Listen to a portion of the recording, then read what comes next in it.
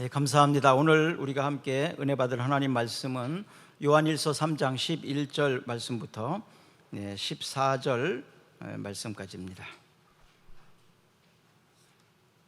요한일서 3장 11절 말씀부터 24절 말씀까지. 우리는 서로 사랑할지니 이는 너희가 처음부터 들은 소식이라. 가인같이 하지 말라. 그는 악한 자에게 속하여 그 아우를 죽였으니 어떤 이유로 죽였느냐? 자기의 행위는 악하고 그의 아우의 행위는 의로우니라. 형제들아, 세상이 너희를 미워하여도 이상히 여기지 말라. 우리는 형제를 사랑함으로 사망에서 옮겨 생명으로 돌아간 줄을 알거니와 사랑하지 아니하는 자는 사망에 머물러 있느니라. 그 형제를 미워하는 자마다 살인하는 자니 살인하는 자마다 영생이 그 속에 거하지 아니하는 것을 너희가 아는 바라. 그가 우리를 위하여 목숨을 버리셨으니 우리가 이로써 사랑을 알고 우리도 형제들을 위하여 목숨을 버리는 것이 마땅하니라. 누가 이 세상의 재물을 가지고 형제의 궁핍함을 보고도 도와줄 마음을 닫으면 하나님의 사랑이 어찌 그 속에 거하겠느냐? 자녀들아, 우리가 말과 혀로만 사랑하지 말고 행함과 진실함으로 하자. 이로써 우리가 진리에 속한 줄을 알고 또 우리 마음을 주 앞에서 굳세게 하리니, 이는 우리 마음이 혹 우리를 책망할 일이 있어도 하나님은 우리 마음보다 크시고 모든 것을 아시기 때문이라.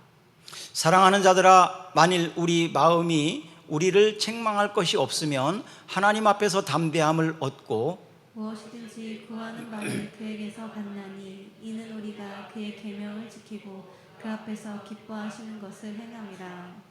그의 계명은 이것이니 곧 그 아들 예수 그리스도의 이름을 믿고 그가 우리에게 주신 계명대로 서로 사랑할 것이니라. 그의 계명을 지키는 자는 주 안에서 거하고 주는 그의 안에 거하시나니 우리에게 주신 성령으로 말미암아 그가 우리 안에 거하시는 줄을 우리가 아느니라. 아멘. 요즘에 우리가 묵상하고 있는 그 빌립보서는 기쁨의 편지라고 제목을 정할 수 있습니다. 기쁨의 편지. 기뻐하라가 16번 나옵니다. 오늘 본문이 있는 요한 1서는 사랑의 편지입니다. 사랑의 편지. 5장이 있는데요. 157회의 사랑이라는 단어가 나옵니다.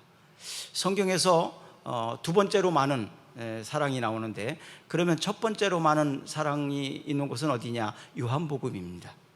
요한복음에는 197회 사랑이라는 단어가 나옵니다. 사도 요한은 그래서 사랑의 사도다, 이렇게 이름을 부르기도 합니다.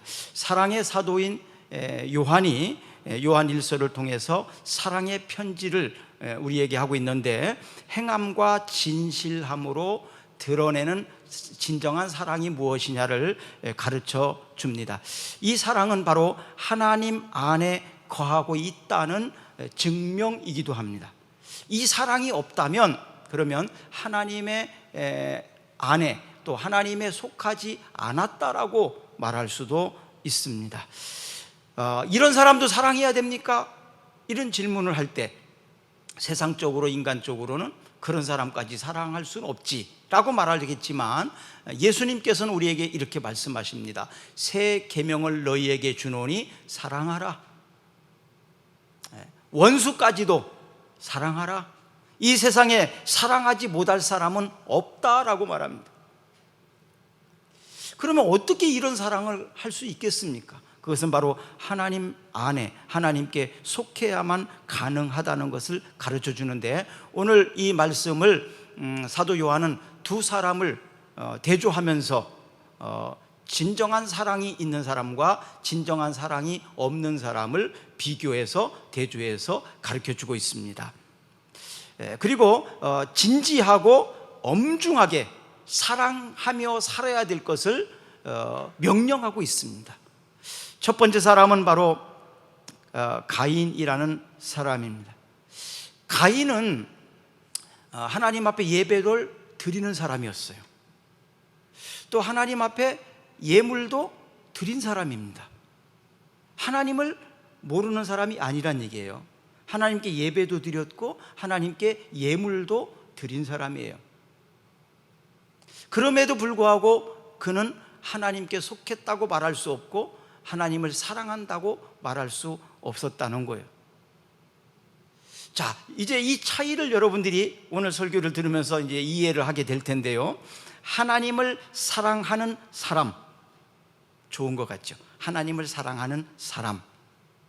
그런데 또 한 종류는 하나님을 사랑하기 때문에, 이 차이를 여러분들은 발견하게 될 것입니다. 하나님을 사랑했던 가인, 그랬으니까 예배를 드렸죠. 또 예물도 드렸습니다. 그러나 그가 하나님 앞에 예배를 드리고 예물을 드린 후에 문제가 이제 나오기 시작합니다. 하나님께서 자신의 예물을 받지 않았다. 이것은 인정받지 못했다는 얘기거든요. 하나님 앞에 인정받지 못하고 칭찬받지 못하니까 자기 속에 있는 분노가 끓어오르게 되고 결국 동생을 죽이는 일까지도 벌어지게 된 것입니다. 이 사람이 하나님 앞에 예배한 것은 사랑하기 때문이 아니라 사랑받기 때문인지도 모르겠습니다. 사랑받고 싶은 마음, 또 보상받고 싶은 마음, 인정받고 싶은 마음, 어쩌면 그것 때문에 예배를 드렸는지도 모르겠습니다. 이 자리에 아직 이 수준에 머물러 있는 사람도 있을지 모르겠습니다. 오늘 말씀을 듣는 가운데 가인의 수준을 뛰어넘는 행함과 진실함으로 드러나는 사랑의 사람이 되기를 주의 이름으로 축복합니다. 오늘 본문이 있는 3장 앞절입니다. 10절을 한번 읽어봅니다. 이러므로 하나님의 자녀들과 마귀의 자녀들이 드러나나니 무릇 의를 행하지 아니하는 자나 또는 그 형제를 사랑하지 아니하는 자는 하나님께 속하지 아니하느라. 아멘. 이러므로 결론적인 부분이죠. 하나님의 자녀와 마귀의 자녀들이 드러나게 된다. 하나님의 자녀와 하나님의 자녀가 아닌 사람이 드러나게 되는데 무엇을 통해서 알 수 있느냐? 그 형제를 사랑하지 아니하는 자는 하나님께 속하지 아니했다. 그 형제를 사랑하지 않는 자는 다시 말하면 마귀의 자녀라는 것입니다. 결국 가인은 하나님에 속하지 아니하고 마귀에 속한 사람이었다는 겁니다. 하나님 앞에 예배를 드리는 사람이었어요. 그럼에도 불구하고 하나님께 속했다고 성경은 말하지 않고 있다는 것입니다. 가인은 농사를 짓는 사람이었기 때문에 하나님 앞에 예배를 드릴 때 농작물을 가지고 와서 예배를 드렸어요. 가인의 동생 아벨은 목축을 하는 사람이었기 때문에 짐승을 가지고 하나님 앞에 예배를 드렸습니다. 제물이 어떤 거이냐가 문제가 아니라 그들이 어떤 자세로 어떤 예배를 드렸는지 그 예배를 통해서 결국 드러나게 됐는데요. 마귀, 바로 악한 것들은 이 가인을 통해서 역사합니다. 왜냐하면 가인이 그 마귀에 속한 사람이었기 때문에 그렇습니다. 결국 하나님과의 관계가 바르지 않은 사람의 표상은 가인입니다. 하나님과의 바른 관계를 가진 사람은 바로 예수님을 통해서 우리들에게 바른 모습을 보여주게 되는데요. 결국 나 중심인 사람, 그러니까 하나님을 사랑하는 나, 하나님을 사랑하고 하는 나, 이게 조금 어폐가 있어요. 그래서 나를 중심이라는 거죠. 나. 근데 하나님 중심이 아니라 나 중심, 결국 알아달라는 얘기입니다. 이런 사람들은 비교를 잘합니다. 아벨이 예배를 드렸고 나도 예배를 드렸고 비교해가지고 결국 그 비교는 나를 더 드러내고 내가 더 인정받아야 되고 이런 마음 때문에 비교하는 거죠. 결국 비교는 비참해지거나 교만해지거나 둘 중에 한 결과를 나타납니다. 나보다 상대가 더 잘했으면 내가 비참해지고 나보다 상대가 더 못하면 내가 교만해지고 결국 이 비교의식이 이 가인이 열매로 나타난 죽임, 바로 살인자가 된 것을 가르쳐 줍니다. 디모데후서 3장 1절에서 5절 말씀을 읽어보겠습니다.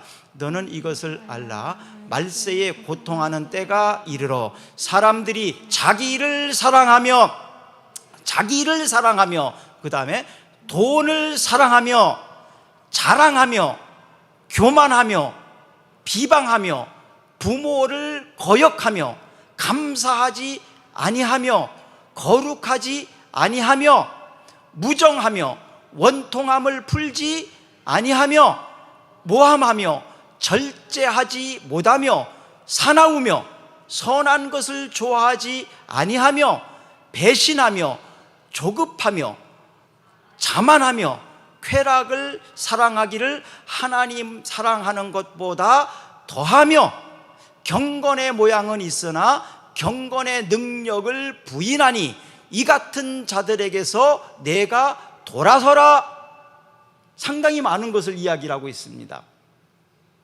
여기에 중에 한두 가지는 조금 걸리는 것이, 양심을 찌르게 하는 것이 우리들에게는 있을 줄로 압니다. 이것으로부터 돌아서라. 이것은 회개하라, 돌아서라, 정리하라, 끊어버려라, 그만두라. 자, 지금까지 이 디모데후서 3장 1절에서 5절까지 말세에 우리들에게 고통을 주고 사람들에게 고통을 주는, 상처를 주는 이런 행동들이 우리들에게 아직도 남아있다면, 그것이 습관적으로 계속 반복되고 있다면 돌아서야 됩니다. 끊어버려야 됩니다. 결단해야 합니다. 하나님, 저 끊어버리고 싶습니다. 하나님, 돌아서고 싶습니다. 도와주세요. 도와주세요.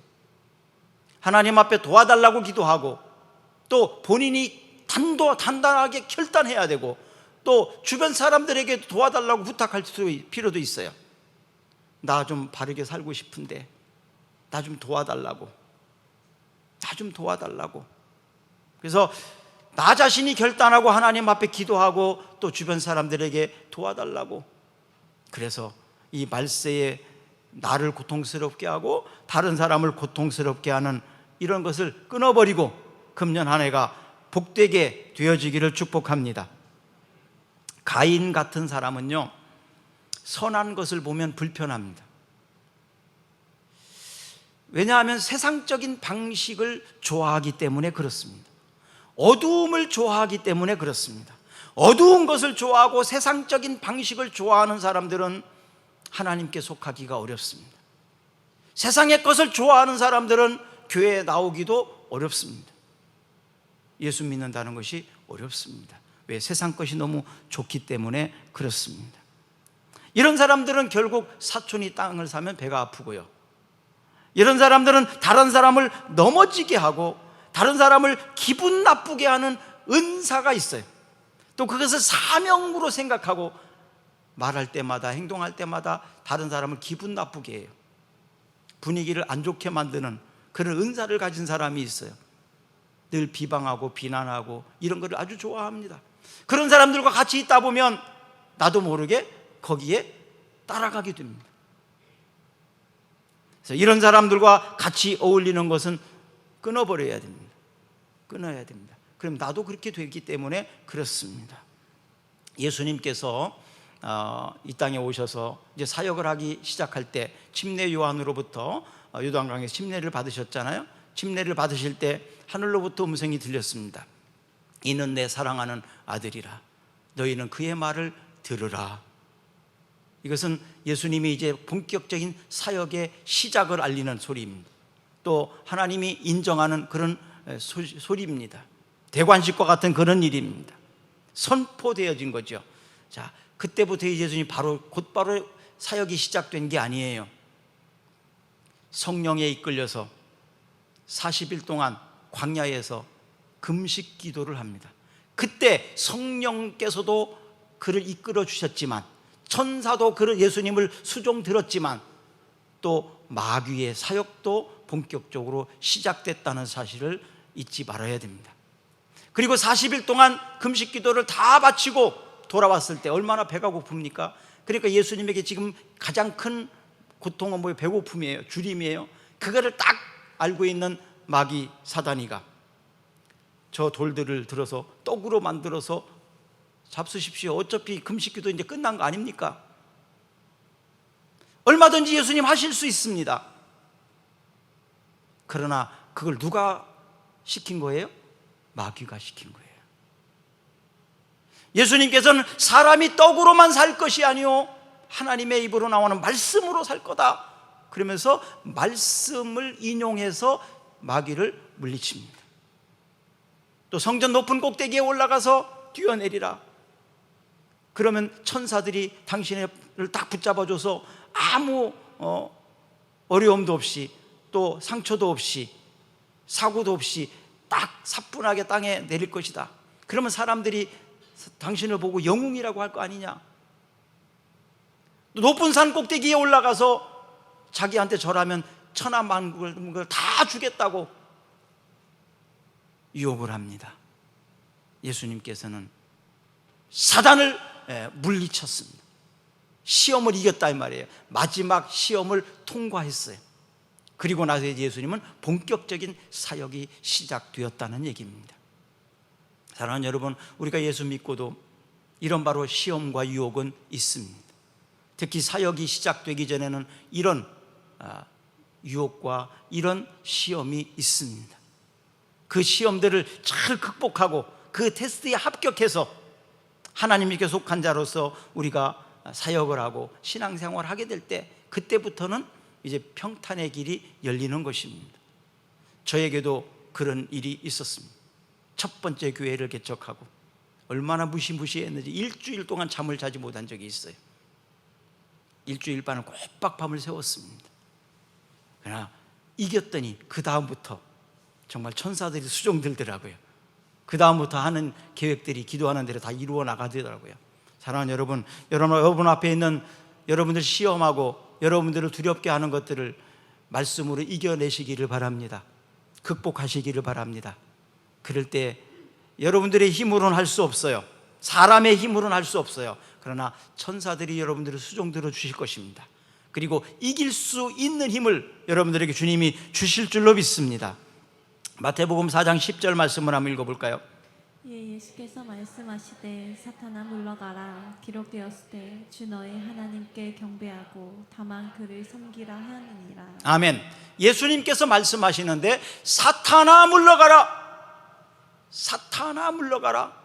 예수님이 직접 예수님이시니까 그렇게 명령할 수 있어요. 사탄아 물러가라. 사탄은 모든 귀신들의 왕이죠. 왕입니다. 최고 능력 있는 힘 있는 자입니다. 많은 귀신들도 있습니다. 귀신이 없는 사람, 없다고 하는 사람이 있는데 있어요. 귀신이 있습니다. 성경에도 있고 실제로 있습니다. 근데 그런 귀신들이 보통 활동을 해요. 그러나 사탄은 아주 결정적일 때 이렇게 나옵니다. 그래서 예수님께 다가온 자는 귀신은 감히 못 오고 사탄이 온 거예요. 사실 저도 사탄을 만났습니다.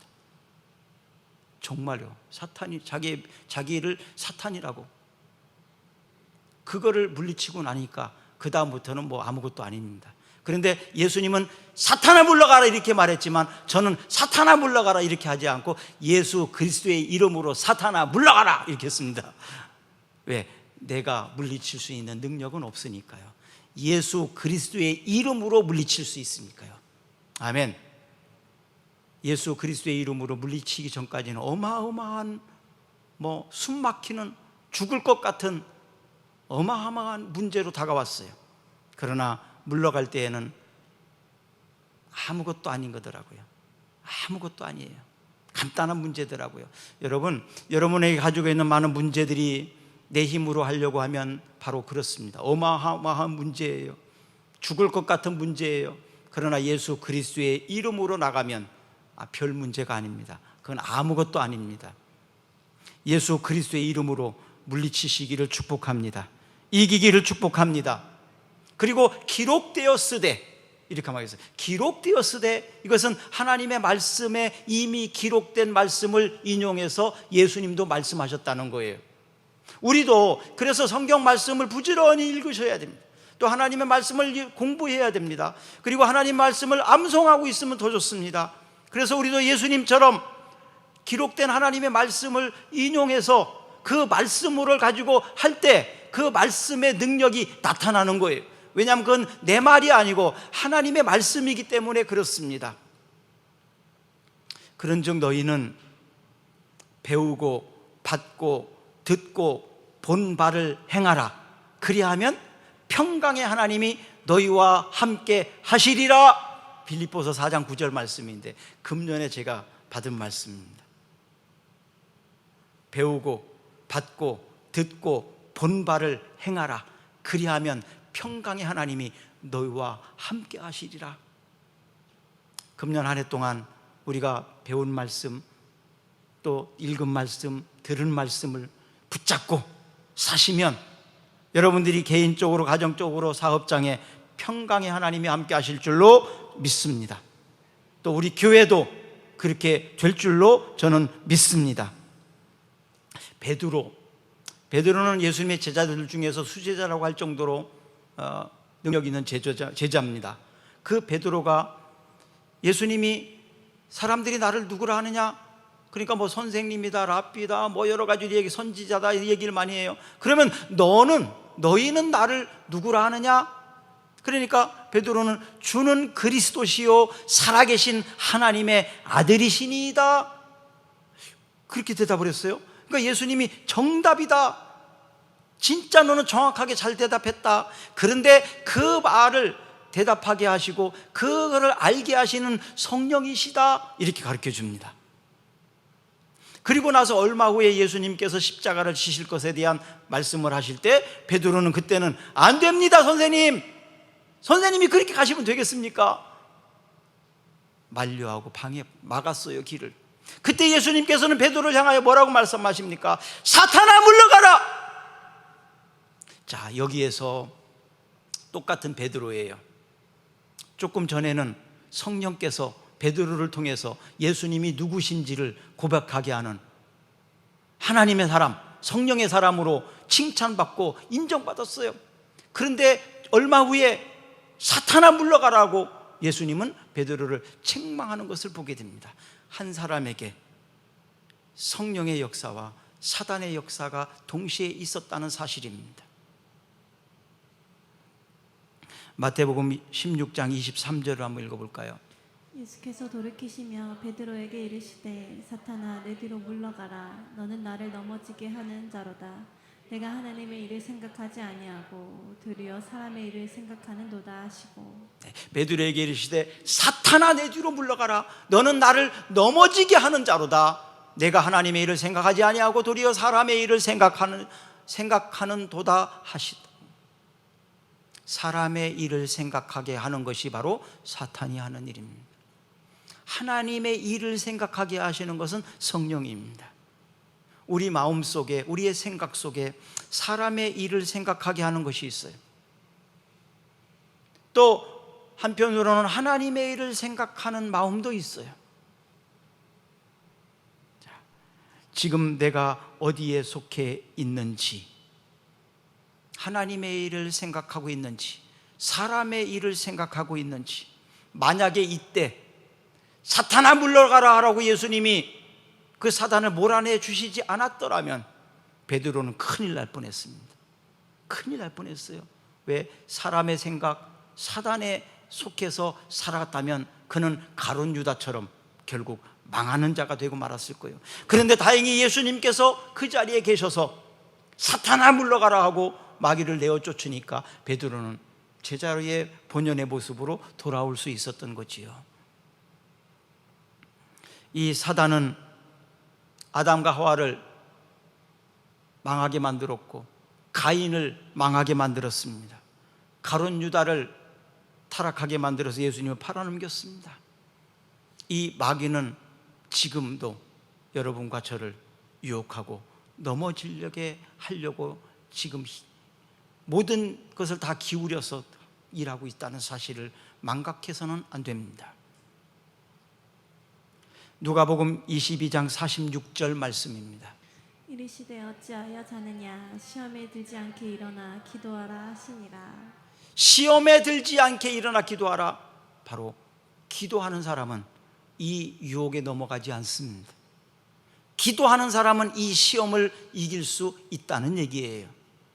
그러면 기도하지 않으면 어떻게 될까요? 이 유혹에 넘어가고 시험에 넘어갈 수 있다, 넘어진다는 얘기입니다. 사람도 넘어질 수 있고요, 교회도 넘어질 수 있습니다.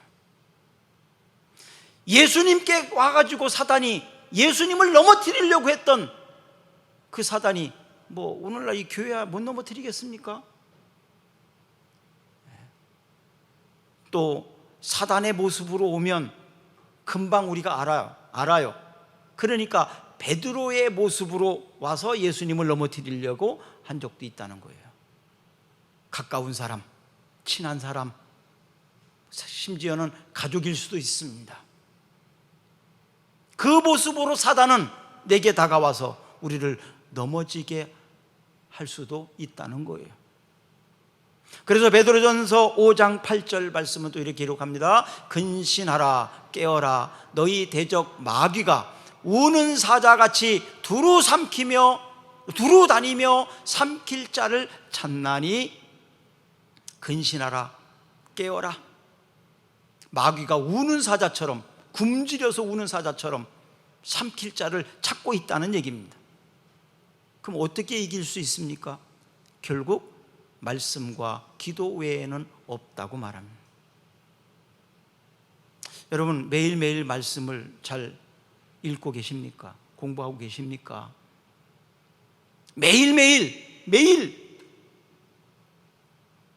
조금이라도, 지금 얼마나 좋습니까? 매일매일 우리가 묵상 주보에 있는 그대로 또 밴드를 통해서도 볼 수 있으니까 지금 뭐 얼마나 좋습니까? 말씀 읽기가. 그것이라도 읽어야 되지 않겠어요? 1년에 한 번 정도는 성경 일독은 해야 되는데 사실은 그 정도는 못해도 그것도 안 하면 되겠습니까? 그리고 매일매일 기도하십니까? 기도하지 않으면 내 자신도 설 수 없고요, 내가 바로 서지 못하는데 남을 어떻게 세웁니까? 그래서 교사들은 큐티 안 하면 안 돼요. 큐티를 안 하고 어떻게 교사 일을 할 수 있겠습니까? 사역자들은 이 말씀에 깨어 있지 않으면 자기 말이 나가게 돼 있어요. 자기 말만 하게 돼 있어요. 자기 말하는 것이 설교가 아니잖아요. 설교는 하나님의 말씀을 전해줘야지요.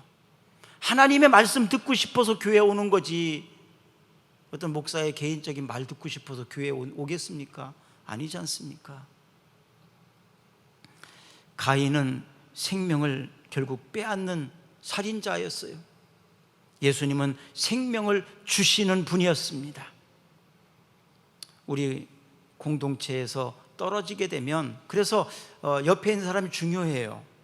예수님께서 베드로를 붙잡아 준 것처럼 붙잡아 줘야 될 사람이 중요해요. 그래서 믿음의 공동체가 중요한 겁니다. 교회 공동체가 그래서 중요한 겁니다.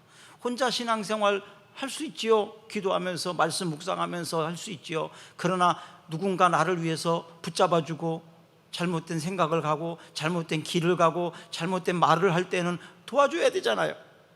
붙잡아 줘야 되잖아요. 이것이 교회 공동체 아닙니까? 그래서 교회는 서로를 위해서 기도해 주는 곳이에요. 성도들을 위해서 기도해 주고, 또 잘못된 생각과 잘못된 길을 갈 때에는 붙잡아 주고 그래야 되죠. 동물의 세계들을 보면 혼자 떨어져 있는 것을 공격하잖아요. 그렇죠? 그러나 무리 속에 있으면 쉽게 공격 못합니다. 요한일서 5장 22절 봅니다.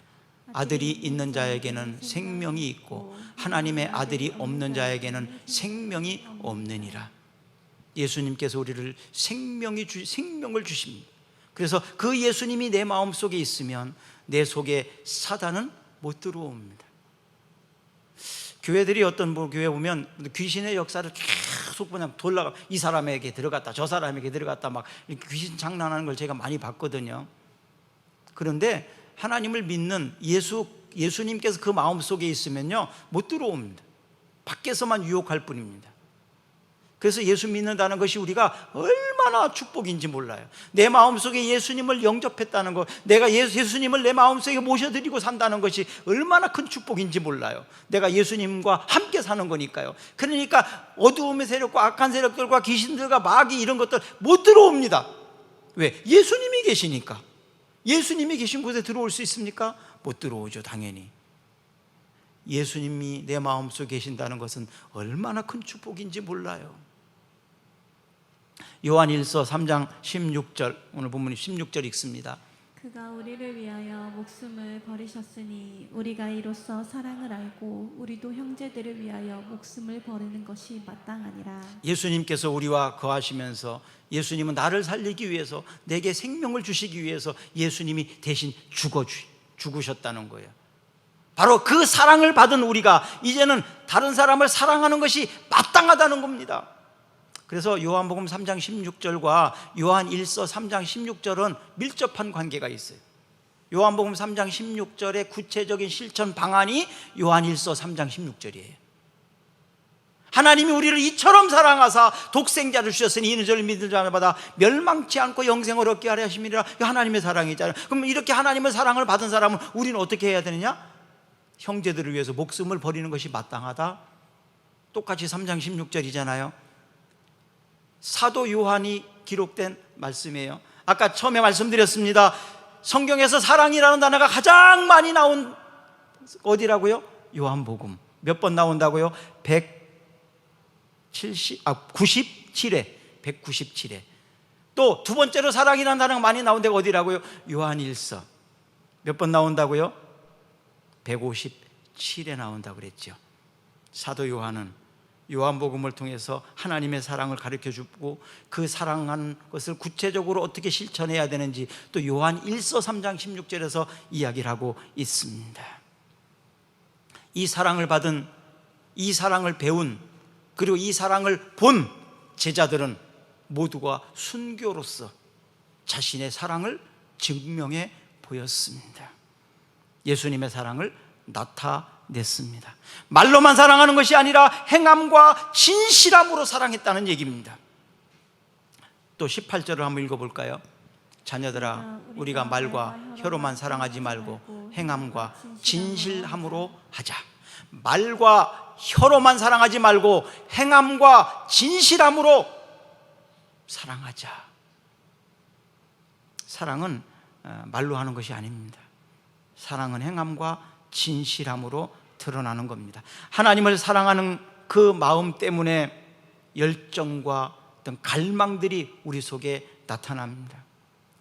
공부할 때도 보면 학생들은 억지로 하고 막 혼나서 하고 무서워서 하고 이런 건 한계가 있어요. 그런데 목표가 있고 비전이 있고 꿈이 있는 사람은 스스로 자원해서 합니다. 누가 시켜서가 아닙니다. 하지 말라고도 합니다. 공부가 저는 제일 쉬웠던 것 같아요. 저를 이상하게 보는 것 같은데 진짜로 공부가 제일 쉬워요. 여러분, 왜 쉬운지 아세요? 사업하는 사람들은요, 남의 주머니에 있는, 지갑에 있는 돈을 내 주머니로 옮겨야 돼요. 얼마나 힘들어요. 남의 주머니 거 뺏어갖고 나한테 옮긴다는 게. 선생님은요, 내게 내 머릿속에 있는 것을 다른 사람 머릿속에다 집어넣어줘야 돼요. 그거 안 받으면 어떻게 해요? 못 하잖아요. 얼마나 힘들어요. 상대가 있으니까. 공부는 어때요? 그냥 내가 하면 되는 거예요. 쉽지 않아요? 내가 하면 되는 게 공부예요. 사업하는 것보다 쉽죠? 돈 버는 것보다 쉽잖아요. 공부를 가르치는 것보다 쉽지 않습니까? 내가 이상한 사람인가요? 그냥 내가 하면 되는 거잖아요. 남하고 상관없이. 그렇죠? 그게 쉬운 거니까 좀 열심히 해봅시다. 쉬운 거니까. 어려운 것도 해야 되는데. 빌립보서 1장 20절 봅시다. 나의 간절한 기대와 소망을 따라 아무 일에든지 부끄러워하지 아니하고 지금도 전과 같이 온전히 담대하여 살든지 죽든지 내 몸에서 그리스도가 존귀하게 되게 하려 하나니. 아멘. 나의 간절한 기대와 소망을 따라서, 간절한 기대와 소망을 가지고 하면 못할 것이 뭐 있겠습니까? 간절한 기대와 소망을 가지고 하면 안 될 공부가 어디에 없고 안 될 사업이 어디에 있습니까? 간절한 기대와 소망을 가지고 부끄럽지 않게 살든지 죽든지 막 이런, 살든지 죽든지 막 목숨을 걸고 힘을 다해서 하면 안 될 게 어디 있습니까? 하면 되는 거예요. 세상 사람들도 하면 되는데 왜 예수 믿는 사람들이 안 됩니까? 뭐 때문에 안 되는 거예요? 성령께서 도와주시는데, 하나님이 도와주시는데 세상 사람보다 더 잘할 수 있는 거예요. 우리는 세상에 있는 자원뿐만 아니라 하나님이 주신 자원까지도 사용할 수 있지 않습니까? 내게 능력 주시는 자 안에서 내가 모든 것을 할 수 있느니라. 할렐루야. 목숨을 걸고 간절한 소망을 가지고 죽든지 살든지 한번 해보자 하면 됩니다. 하나님이 할 수 있게 하기를 바랍니다. 그런데 문제가 뭐냐? 가인과 같은 거예요. 가인이 하나님 앞에 예배했다고 했어요. 가인이 농사지은 농작물을 가지고 헌금도 드렸다고 했습니다. 그러나 그의 동기가 결국 드러났습니다. 어떻게 드러났습니까? 하나님이 인정 안 해주니까, 사람들에게 내가 인정 못 받으니까 화가 나고 열받고 시기하게 되고 동생을 죽여버리는 이런 모습으로서 그가 진짜로 진정성으로 진실하게 하나님을 예배하는 것이 아니라는 것이 드러났다 이 말입니다. 그의 예배는 진실함이 아니었어요. 그가 하나님 앞에 예배드린 것은 하나님을 사랑했기 때문에 한 것이 아니었어요. 하나님께 뭔가를 얻으려고 했고, 그럼 뭔가를 얻으려고 할 때 주는 것을 뭐라고 말합니까? 우리는 요즘에 뇌물이라고 그러잖아요. 뇌물. 대가 없이 주는 것은 선물이에요. 그러나 무언가를 바라고 주는 것은 뇌물입니다. 선물은 주어도 괜찮지만 뇌물은 주면 둘 다 처벌받습니다. 받은 사람도 받고, 그렇죠? 준 사람도 처벌받는 거 뇌물입니다. 우리는 하나님 앞에 뇌물로 예배하는 것이 아닙니다. 뇌물처럼 하나님 앞에 헌금하는 것이 아니에요. 하나님을 사랑하니까 하는 거예요. 아멘. 하나님을 너무 사랑하니까, 하나님의 일이 잘 됐으면 좋겠으니까, 내 목숨도 내 삶도 내 모든 것도 다 하나님의 일을 위해서 쓰임받았으면 좋겠으니까, 그래서 나를 드리는 거예요. 나를 관제로 드린다고. 그러면 하나님께서 그래서 사용하는 거 아닙니까? 이게 바로 진실함입니다. 진실함. 가인은 그런 진실함이 아니었어요. 사랑도 진실함으로 하지 않는 사랑 때문에 얼마나 많은 상처가 있습니까? 아픔이 있습니까? 세상을 힘들게 합니까? 그 사랑에 많이 속아봤잖아요. 그 사랑 때문에 많이 아파해봤잖아요. 요한복음 8장 44절을 읽어봅시다. 너희는 너희 아비 마귀에게서 났으니 너희 아비의 욕심대로 너희도 행하고자 하느니라. 그는 처음부터 살인한 자요 진리가 그 속에 없었으므로 진리에 서지 못하고 거짓을 말할 때마다 제 것으로 말하나니 이는 그가 거짓말쟁이요 거짓의 아비가 되었습니다. 네, 가인이 속한 곳은 바로 이런 곳이었어요. 그래서 이 미움이 살인의 동기가 되었죠. 무관심은요, 사랑을 실천할 의지와 마음이 없기 때문에 무관심한 거예요. 사랑을 실천하기를 원한다면 관심 있습니다. 그리고 내가 희생합니다. 오늘 본문 19절을 한번 읽어봅니다. 이로써 우리가 진리에 속한 줄을 알고 또 우리 마음을 주 앞에 굳세게 하리니. 22절입니다. 무엇이든지 구하는 바를 그에게서 받나니 이는 우리가 그의 계명을 지키고 그 앞에서 기뻐하는 것을 행함이라. 24절입니다. 그의 계명을 지키는 자라는 주 안에서 거하고 주는 그의 안에 거하시나니 우리에게 주신 성령으로 말미암아 그가 우리 안에 거하시는 줄을 우리가 아느니라. 아멘. 우리 잠시 기도합시다.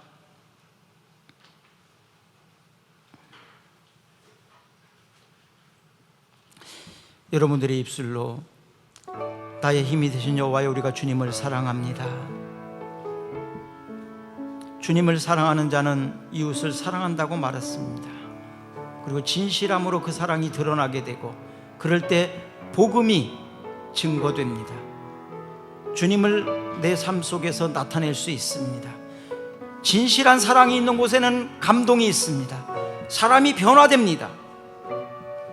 이 사랑을 우리는 받은 사람입니다. 이 사랑으로 다른 사람을 사랑할 때 우리가 하나님의 사람임을 인정받습니다. 그리고 하나님의 사랑이 우리를 통해서 나타나 우리의 있는 곳이 천국이 이루어질 것입니다. 내 마음이 천국이 될 것이고 우리의 가정이 천국이 될 것이고 우리가 있는 직장과 사업장이 천국이 될 것입니다. 그리고 그 천국에는 천사들이 수종들게 되고 악한 마귀 사단이는 그곳에 들어오지 못하게 됩니다. 금년 한 해 동안 이 사랑이 우리의 삶을 통해서 나타나기를 주의 이름으로 축복합니다. 우리 다 같이 일어나셔서 찬양합니다.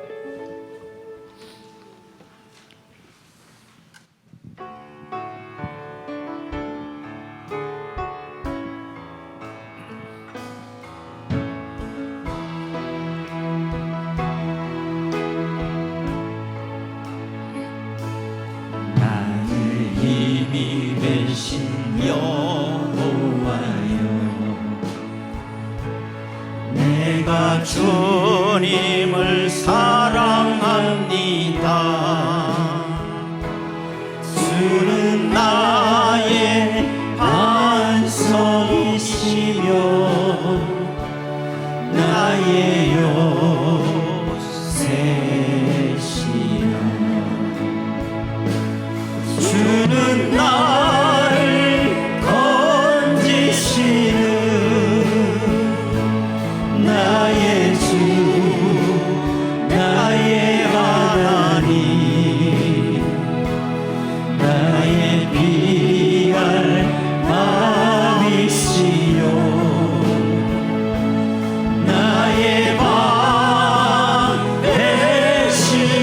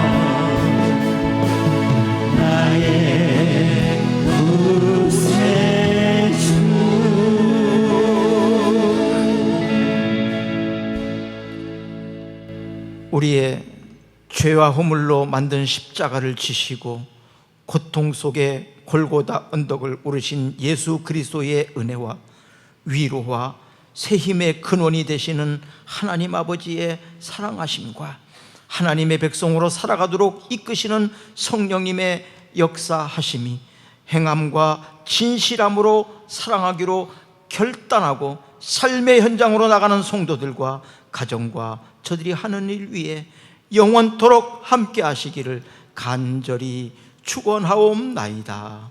아멘.